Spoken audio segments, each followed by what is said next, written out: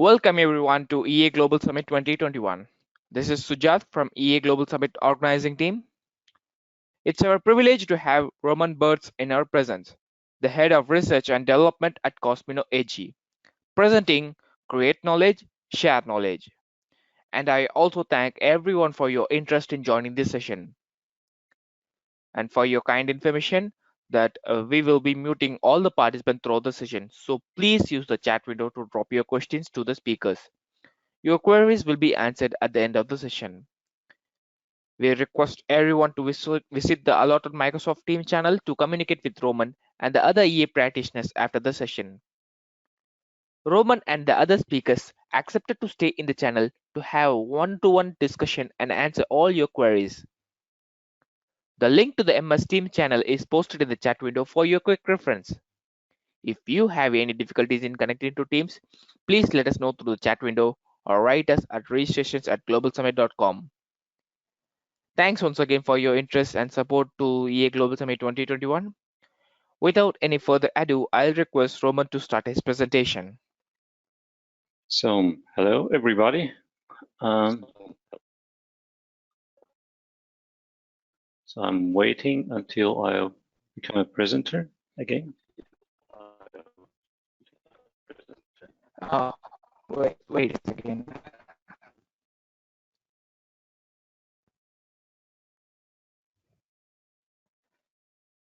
So now I expect you seeing my screen. Yeah, perfect. Now we can see your screen. You can start the presentation, Roman. Good, thank you. Thank you very much for the introduction. So, yeah, my name is Roman Bretz, and we will talk about, the topic is creating knowledge and sharing knowledge. So this is a complex topic. Actually, it's a simple one, but it's also a complex one.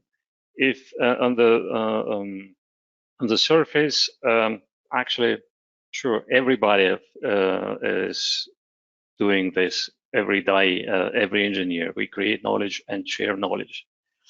But how it actually works and what is required to be efficient in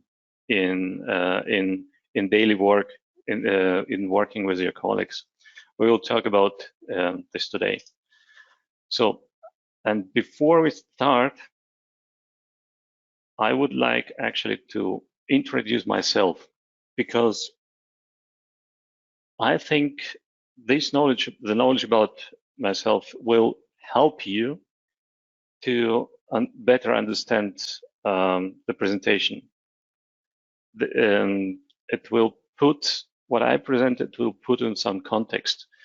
Everything what I will present, I have learned from my work, and so this knowledge is gained in during my work, and yeah, so my work is a context of this knowledge. So I will provide the context first. So in the school, I started to program in the school, and I loved it. So it was cool. I was able to create things, new stuff, using very limited,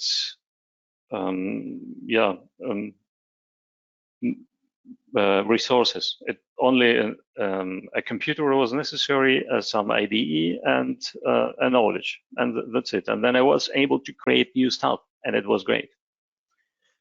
Later, I started to study computer science and learned a lot about object-oriented design and mathematics and stuff. And one of the topics in the study was UML, Unified Modeling Language. And at that point, I really wondered why I need it. So I wanted to learn how to develop software, but drawing pictures, I didn't get the point. And the professors in the university they weren't able to make me understand why it was useful. So I did the exercises, but I found them useless. Later, as I started to work at Siemens Medical Devices, or how it calls today, Siemens Healthineers, pretty soon I became a software architect.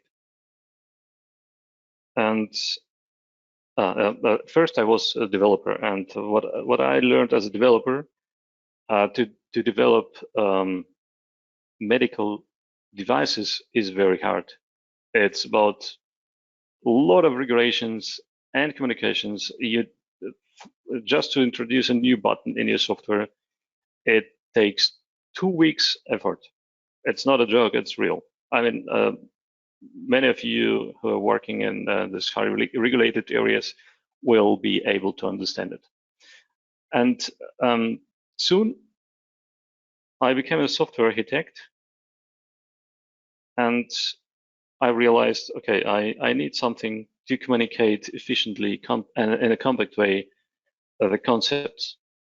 And then I came to the point, wow, okay, UML is helpful actually to my work. Later, I became a system architect in the same company.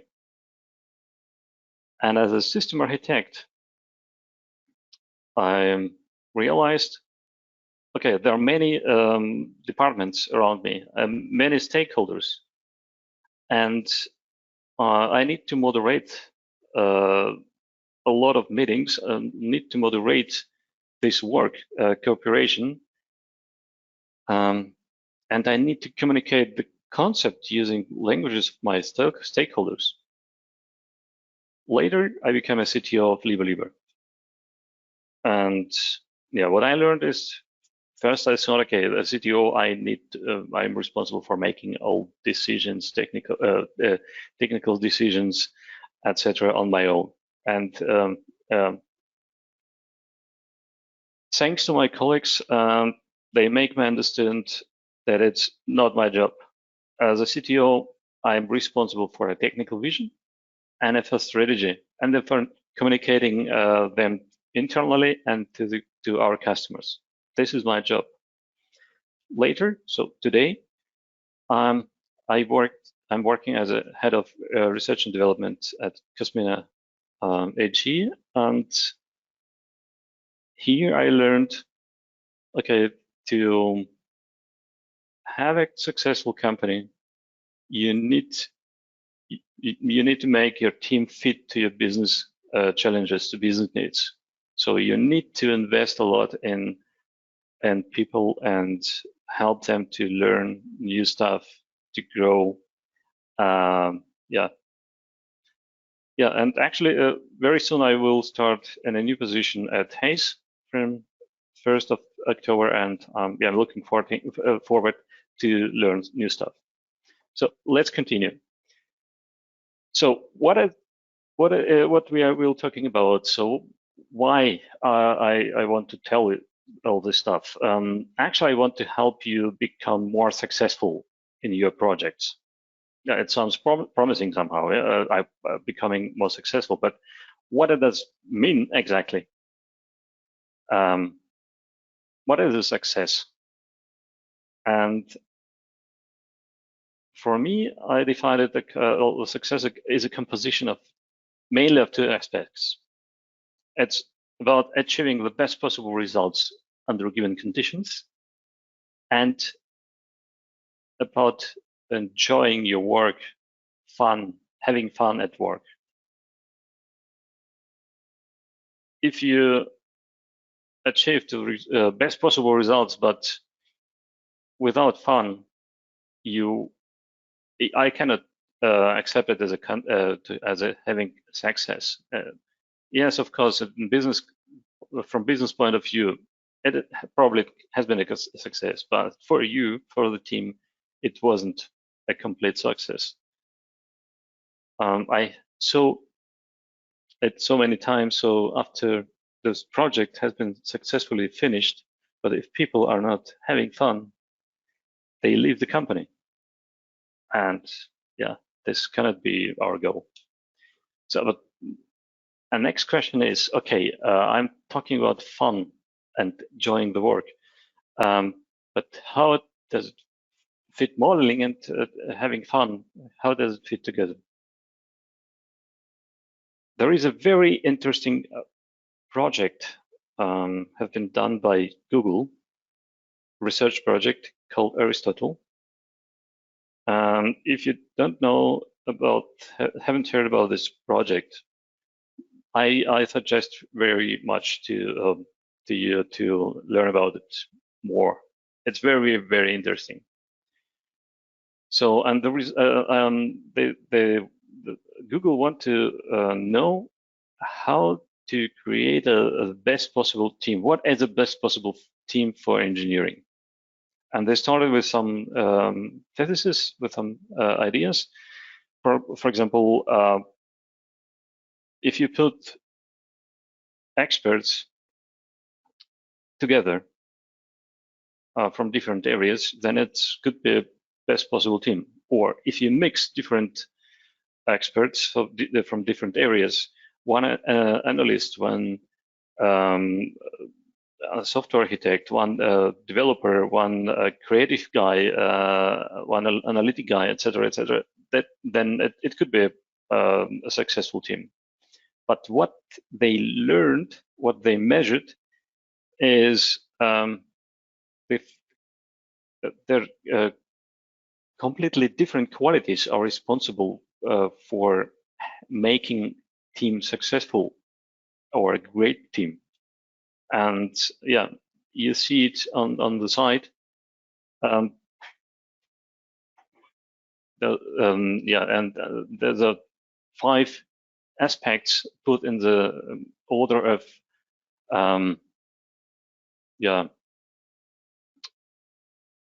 of its importance.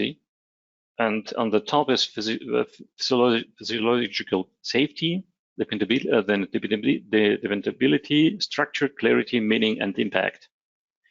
And of course, how the modeling can help us in those points, we will see. But I think it's more or less clear, should be to everybody, that regarding third and fourth point, structure and clarity and meaning, the modeling can be very helpful. So, and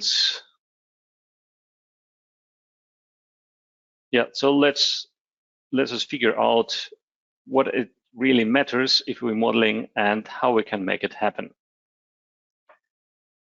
So a bit more, a few more words about this presentation. Most of these methods, what I will present you, you probably already know. It will be not necessarily new to you. But I would like to focus to understand why they work, why are they helpful. It was necessary to me during my work. So if I learn the methods, but if I do not understand why it's helpful, how it's working, I wasn't be able that effective. And then I started to thought about it, to analyze it, and I would like to present you the results of my analysis. So first story, again, as I became a software architect. So what I did, first I realized, okay, it's not that easy to communicate the concepts in an efficient and compact way. Yeah, and as I already mentioned, so I realized, okay, there is a language, a symbolic language available. I learned it in a university, by the way, and it helps me to communicate. Yeah, 20 years ago, I used UML. Today, I would use SysML, but it doesn't matter that much. Important that I started to use a symbolic language like UML. And I explained, using this language, I was able to explain the structure of the solution and the behavior of the solution. So it was very helpful. UML was very helpful. But why actually? Why not English or C++? Sure, you will be able to answer this question because modeling language are providing you higher level of abstraction. Sure. But what does it mean exactly? I read a lot of stuff and tried to understand, okay, what is a level of abstraction? Where this abstraction is coming from? Why English or C++ doesn't having that level of abstraction? And then step by step, I understood, okay, maybe it's about the concepts realized by the language. What that means? So if we take the assembler have a number of words, vocabulary it uses, and it's very, at least the very easy version of assembler. It has symbolic names, jumps, loops, that's it. Then the next level of abstraction we got with the programming language like C. And it introduces new concepts, structures, operations, variables, switch cases, etc. Then the next level of abstraction, C++. It brought object-oriented design or object-oriented concepts and encapsulation, inheritance, polymorphism, and exceptions, and so on. New concepts. So we extended our vocabulary by new words. And then UML brought, again, new concepts, interfaces, components, state machine, and activities. So if we use this language like UML, and we use one term, state machine or interface, this is just one word. It's very compact. But behind this word, could be a huge concept. You will not understand me if you didn't learn this concept. So this is a new language with certain concepts realized by the language. So yeah, we can also create a new language. It's happening all the time. And creating languages is working like this. You introduce for a new concept, you introduce a new word. Before you haven't introduced this word, you cannot really talk about this concept. But as soon as you introduce new word, you're able to talk about it. And other people can join you and continue to develop this concept. Yeah, a side story is was interesting to me also to learn that the first written languages like cuneiform writing or connected strings used by, for example, by Maya, they have been created not to telling stories, not to writing poems, love poems, or heroic stories. Actually, they have been created because the complexity of the society was growing, and people need some new methods to manage this growing complexity in collecting data, government management, keeping records, etc. And it's also an interesting question. Maybe the first written languages, they will, may we call them also modeling languages. So, next story. As I became a system architect at Siemens, I joined actually the biggest project I ever participated. It was a treatment, cancer treatment clinic with an accelerator as big as soccer place under the nurse, and on top of this was built a building and with a clinic inside and etc. Of course, many multiple complex systems need to be created and integrated to each other. And I would like just to talk shortly about one sub-project I participated. 2 information systems were required to be integrated to be able to implement a complex clinical workflow inside the clinic. And one of these information systems has been provided by Siemens and another one by a US supplier. As I joined the sub-project, several deadlines have been missed already, and people were frustrated, and yeah. And then one day we flew again, once again to his site to join a multi-day workshop. As I already mentioned, I was new to this project and I didn't understand a lot. This is not a surprise. What was a surprise to me, that I realized that both parties, Siemens and the supplier, did not understand each other that well. They actually used same words, or similar words, but with different meanings. They believed to understand each other, but in reality, they understand themselves, but not the others. And at the end of this workshop, we've written the protocol and put there the things what we agreed about. And yeah, and then it was clear to me. So everybody has a different meaning of these agreements. And it's clear if we continue like this, we will not be able to success. So what I did, I started to create a domain model, and at the end it helped us a lot. I actually, yeah, and what we can learn or why it helped us. First, it helped me. I knew I don't know very much about this stuff, and this was important. It's important to everybody. Do not fear to accept it. You should rather see it as an advantage, because if you're new to a project, everybody will accept you asking questions. If you're working on this project for 2 years and then you start asking questions, it could be strange. But if you're starting, it's okay. And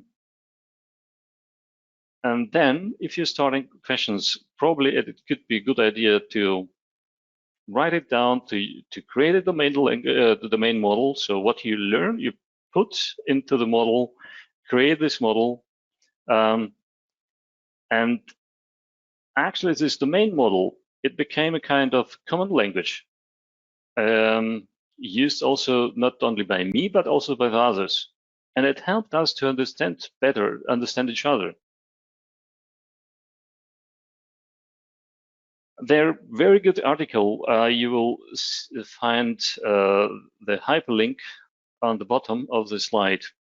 I really suggest to read it. And I didn't find that much information about this kind of modeling. Yeah, of course, you know the concept of the domain model most probably, but the domain model is actually very often understood as something you will create, and then you're able to generate code or schema or whatever. whatever. What I'm talking about is a domain model on a conceptual level, concept models or concept mapping. There are different terms. And I put one sentence from this article. The primary goal of business-side concept models is and must be readability, power of intuitive communication which enforces sense-making. And sense-making is a keyword, and it refers again to the Aristotle project. You remember the first point, meaning. It helps people to find, it start make sense what you're doing if you have a language which help you understand this domain.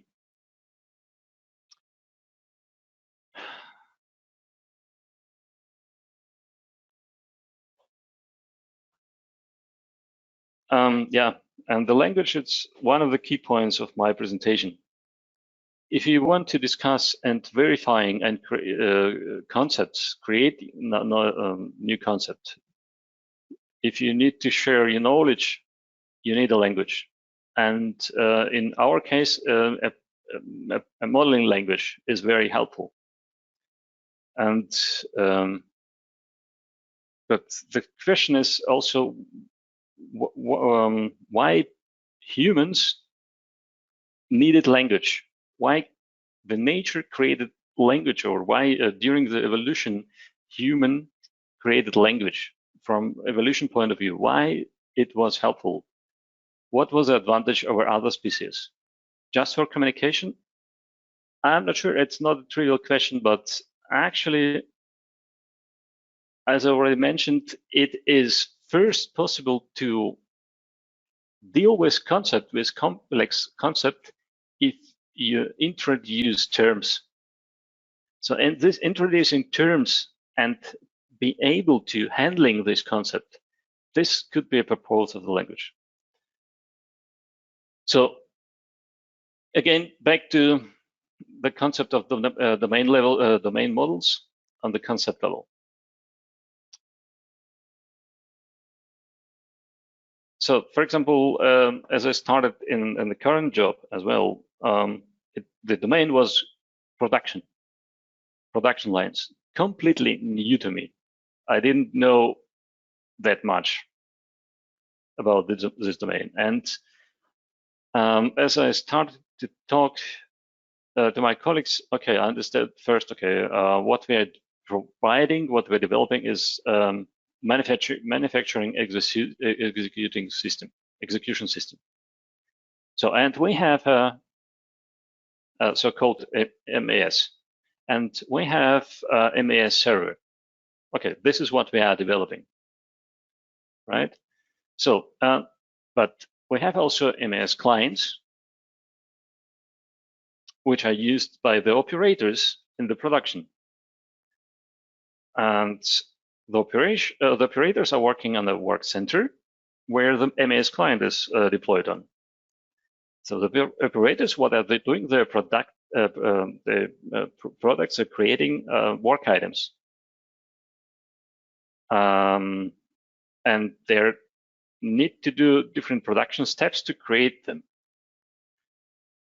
The work items which have to be created are put in the production queue, which is managed by the ERP system, so-called ERP system, Enterprise Resource Planning.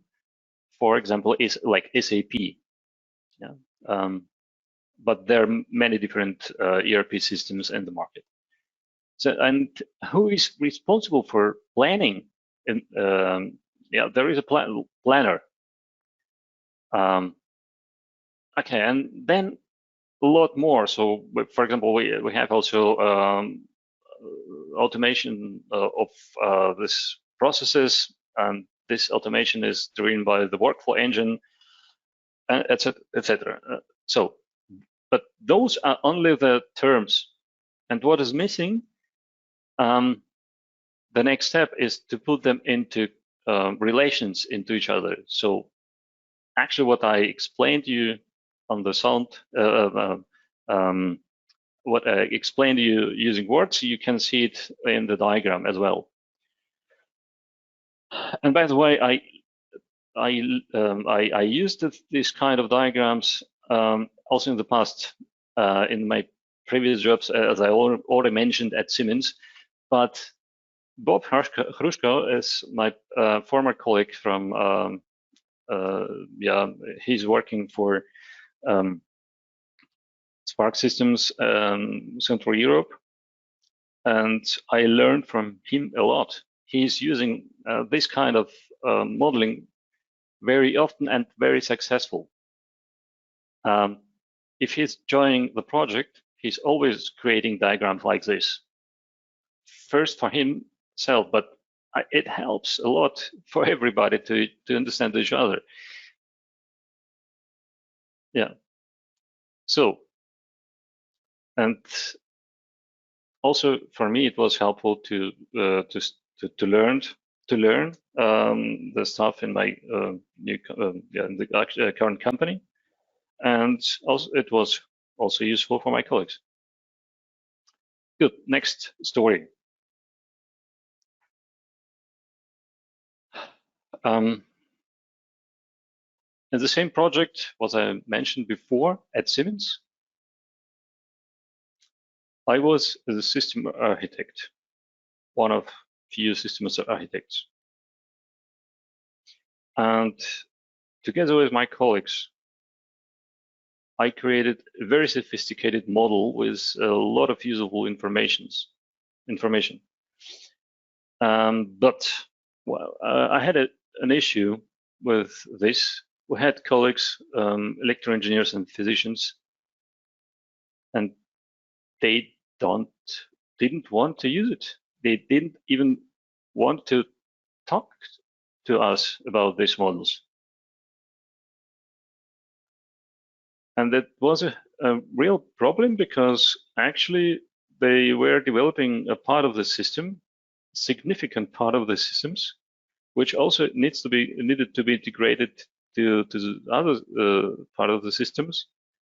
And I need the feedback, the input for being able to put this information into the model and to maintain this information. And actually, I was frustrated. I didn't understand what I can do to fix this issue. And then one day I became a new team leader. And he is very experienced guy and also an electro engineer. And he asked me, okay, this what you created is good, but would it be possible to put this information into an Excel sheet?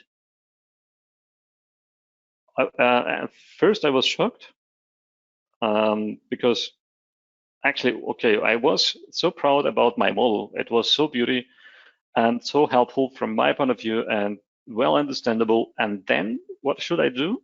I should take it and put into the Excel.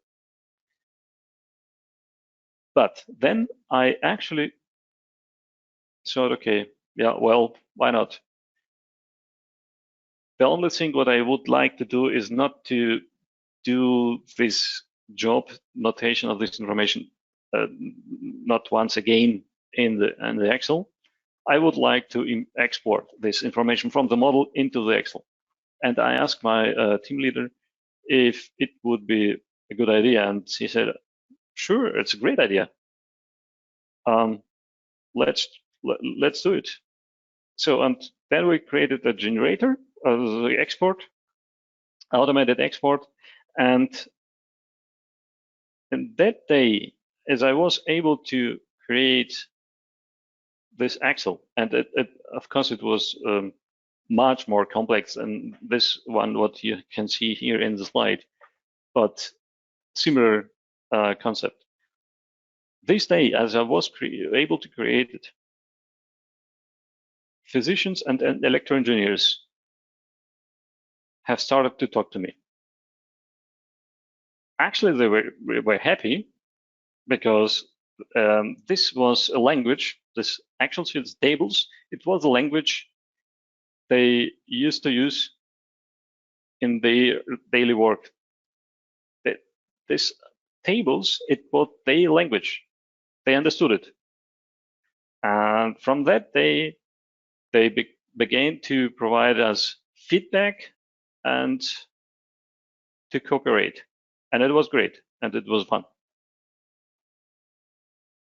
So the issue with the language is not that easy one. So what I understood with the time, every human, first of all, it has its own universe in his or her mind.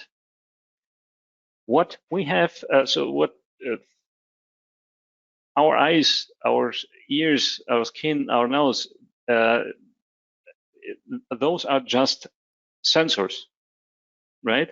They create signals, but the picture, the smell, this is created by our brain, right? So what we see, what we believe to see, if we look around, if we look out of the window, then probably you can see some trees or buildings. This is a simulation. This is a kind of model created by your brain, by your mind. So everybody, every human has its own simulation of reality in his brain. So first of all, if we want to cooperate, what we need to, the task we need to solve is somehow to synchronize our universes in our minds. And the question is, okay, how to do this? And the answer, okay, probably you will already know the answer. We use languages, different languages, spoken languages, written languages, performance languages like theater or cartoons. What I'm using here, similar to a cartoon, or symbolic languages.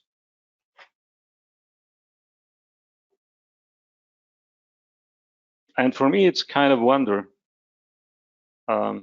mystery that we are really able to understand each other. Well, that means first, yeah, but there is a thing. If we use languages, everybody, every human, every person, actually, it has its own language.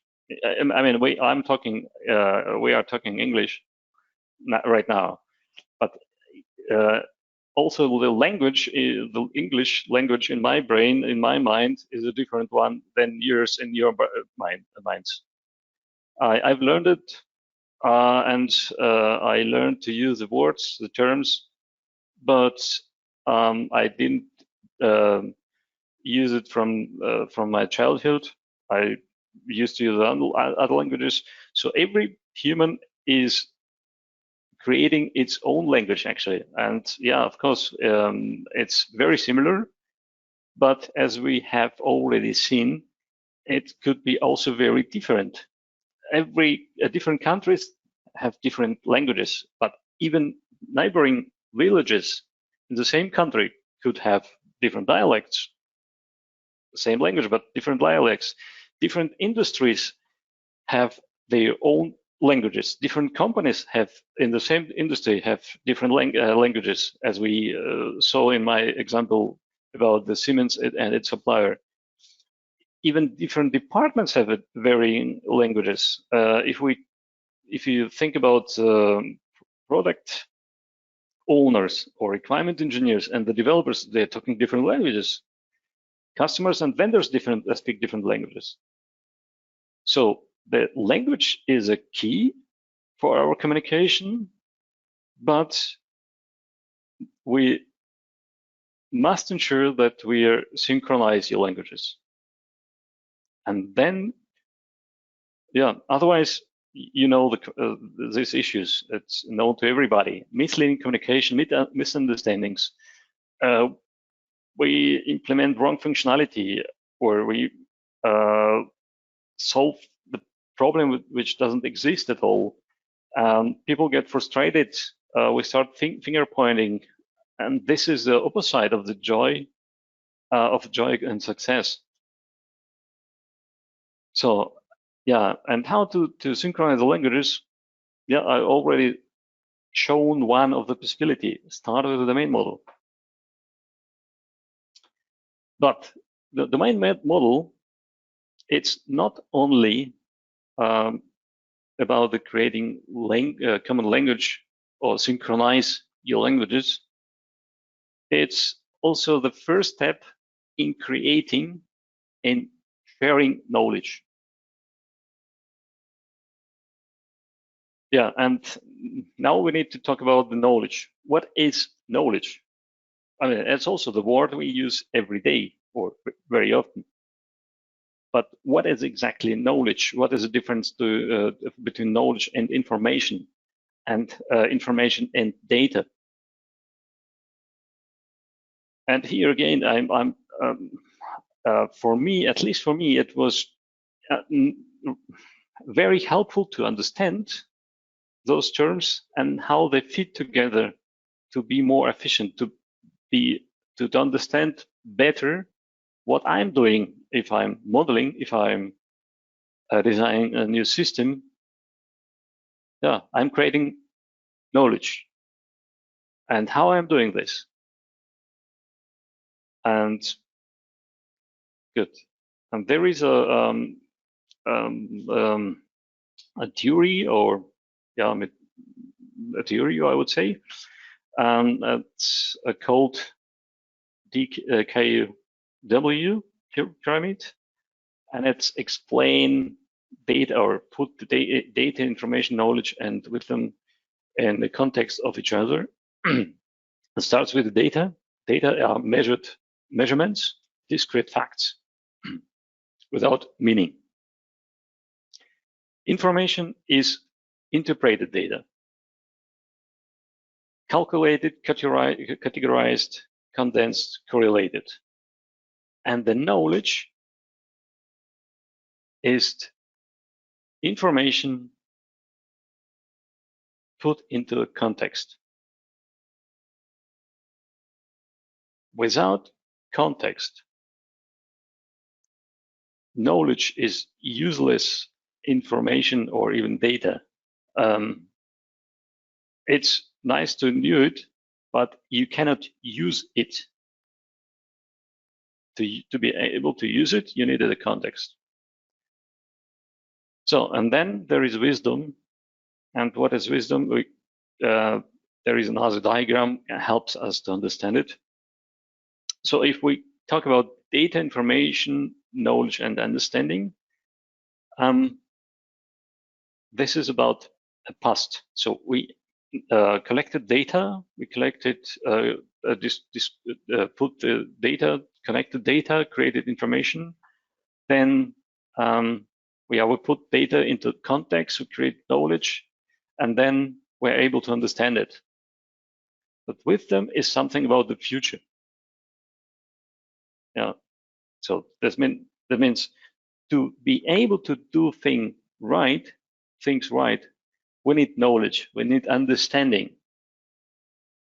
But to be able to do the right things, we need the wisdom, but even the next level.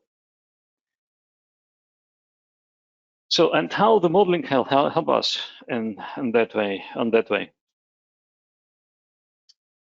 Information is not useful if it's not true. It's like garbage, right? And it is not true if it is not up to date or it is not consistent. If I come to the company and it has a wiki and it's this information is not up to date, actually it can be even dangerous. It's not useful. It's the opposite of the useful. It's not up to date. It's not consistent. Better you remove it, and better you start asking people instead of using not up to date information. And the model repositories make it possible to ensure the consistency.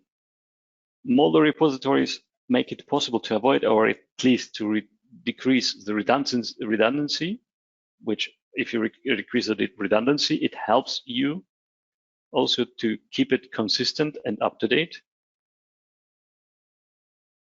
And yeah, the model repository or modeling itself give you a chance, help you, support you by collecting the information and maybe even create knowledge and even wisdom out of it. Why? Because it's possible to interconnect this information, put one information context to each other in the context of another, and so we're creating from information knowledge. Okay, short introduction of a model. What is a model? It's also, again, I'm asking myself again and again, what are the terms, what the meaning of the terms I'm using very often. Everybody, if you joined this talk, everybody is using this term model every day or very often, but what is a model? And for me, I found this definition very, very helpful that says the model is a system. The model is a system on its own, and we use a model to study and obtain the information about the other system. And which other system? Yeah. The model is representing kind of reality, or what we want to create in reality. And it is designed to represent only certain aspects of this reality, to simplify it, to simplify it and to be able to answer the questions of our study. And how it represents it, there are different ways, mathematical, graphical, descriptive models, different kind of models. So, good, but okay, we have a model, we have a concept of language, we have a concept of modeling. But how we're creating knowledge, what methods we are using to create knowledge. And there is a well-known methods, it's called analysis and synthesis. And yeah, how it works, also actually very simple. The scientists are using this method every day.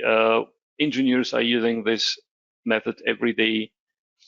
What we found is a number of facts which are on the first look we do not understand how they're interconnected, how they are working. So if we're start to talk about future system, we have a lot of facts we need to put together, organize them, etc., etc. So we analyze these problems. We decompose the objects of interest into elementary parts. And then we are starting the elementary parts, their properties and functions in isolation. And describe then the object of our interest as a sum of property and functions of its parts.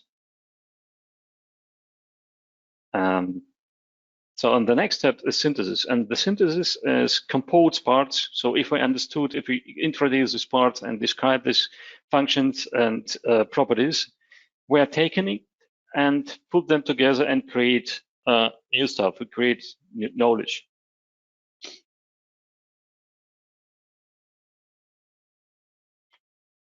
And how are we doing this in our models if we are modeling? Actually, you're doing it every time. Every time you're starting to use Enterprise Architect, for example, you're doing at least either analysis or synthesis. For example, as we talked about this, creating this domain model or conceptual model, yeah, it was actually analysis. We introduced elementary parts. So what is working queue? What is a planner? What is a ERP system? And what is MS system? And we are also one of the steps. Okay, it's just not introduction of these terms. One of the next steps, we are describing them, describing their properties. We are looking inside. So, and then we are creating IBD diagrams, for example, like you see it here. And so we decompose first, and then, or also requirements as well. We decompose requirements into their parts, and etc., etc. And then we're taking it and put them together.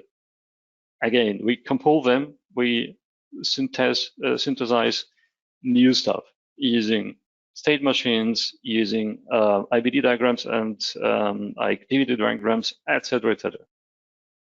So we are doing analysis and synthesis. There is one more term, analysis by synthesis, and that saying, okay, we need to not just put decompose the objects of our interest, but we need also again put them into its context to be able to understand.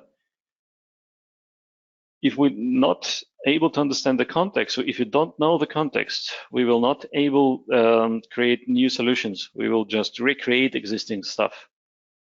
Yeah, and for example, that's very simple example. Yeah, what are the three most important things about the property owner for a property owner?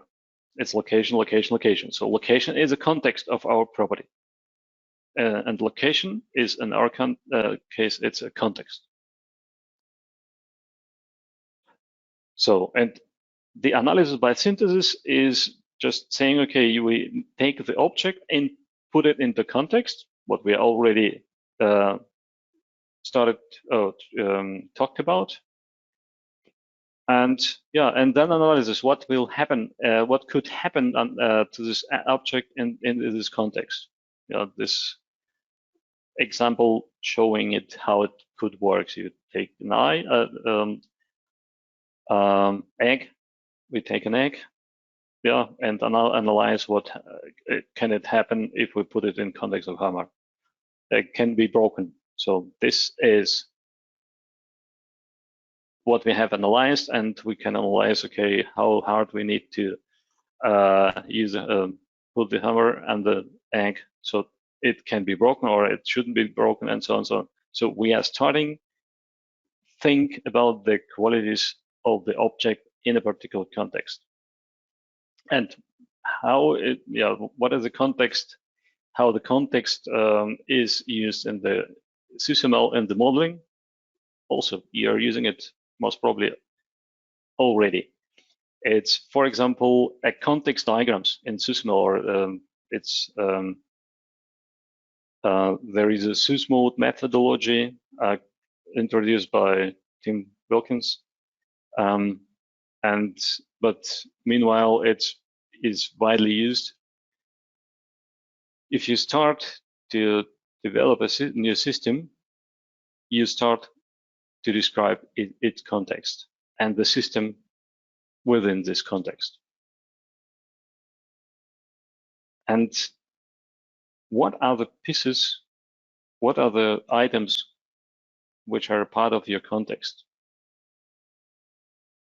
Actually, most probably, if you started with creating the main model first,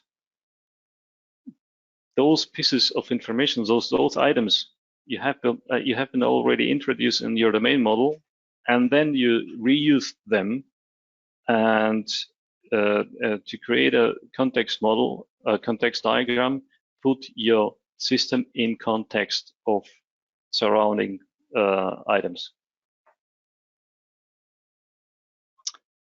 Another example of using context in SysML or UML, it's use cases. Now you see there some concept we are using every day or very often, and we see them they're very helpful. But why they're very helpful? This is what I'm trying to explain. This is some of very basic methods like synthesis, analysis and synthesis, which are applied to the area of engineering area. And there are some diagrams which are used, which are should be used, should support you in this context of modeling languages to apply this method of analysis and synthesis, or analysis by synthesis. And yeah, again, the use cases is another example. If you create a use case diagram you put your requirements, the user wishes, in the context of your system, the future system needs to be developed. And it puts the requirements into the context of the users or actors. And this helped developers later to understand the whole picture. They start to understand by using reading such diagrams. If you write plain requirements, the requirements without context, just sentences, it's more just information, but not knowledge. If you put the requirements into context, like we are doing it here, you created knowledge, and then people, developer, are able to understand. And there is one other best practice existing. It does not necessarily has something to do with modeling. It's coming from agile methodology, user stories. But it's doing the same. If you're writing user stories, it's always the same pattern. For example, me as an engineer, then the requirement. So me as an engineer is the context. I need a context for requirements. This is the actual requirement. And why? It's again the context to be able to provide the right solution for the right problem.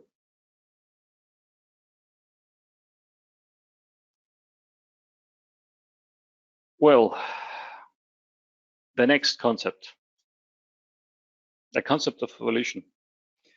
The evolution is surrounding us everywhere. Of course, you will know the evolution first from Darwin's theory from nature, but it's the same. Actually, you will find it in the engineering.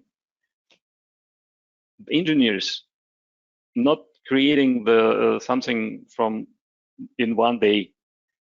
They have an idea, and the idea is evolving until it's become a product, and even the product is evolving and becoming a better product. And I asked myself how it works that we are getting even better and better products or concepts. And I believe that the driver of this process is the scientific method. The science is the driver of evolution of ideas. Good. The scientific methods, it's known, I think, by everybody. You make an observation, you form a hypothesis, you perform the experiment, you analyze data from this experiment, you report the findings, and you involve others to reproduce the results. And if others are able also to reproduce the results, you have a proven theory. And this science provides us a new, just another definition of knowledge.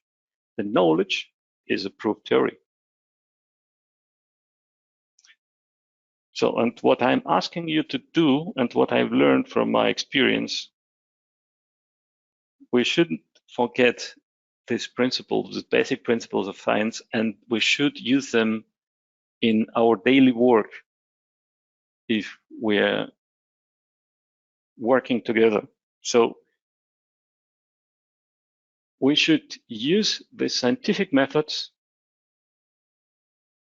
We should cooperate together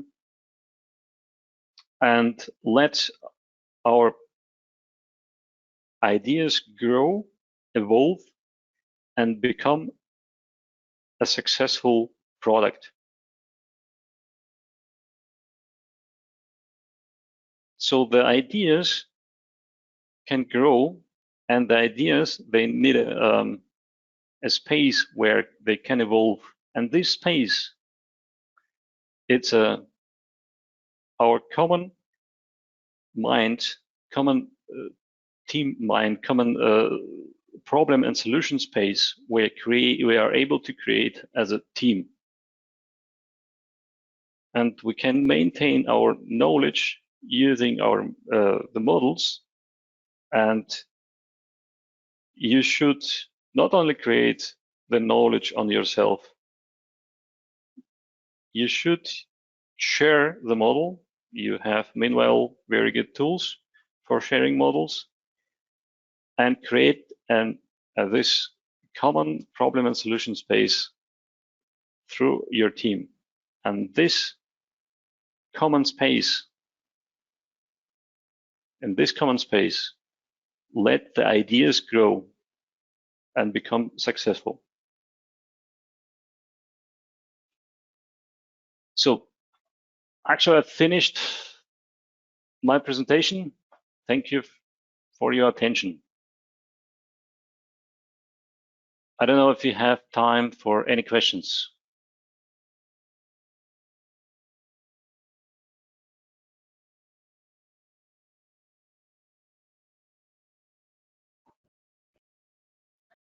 I thank Roman on behalf of everyone for making this session a wonderful one.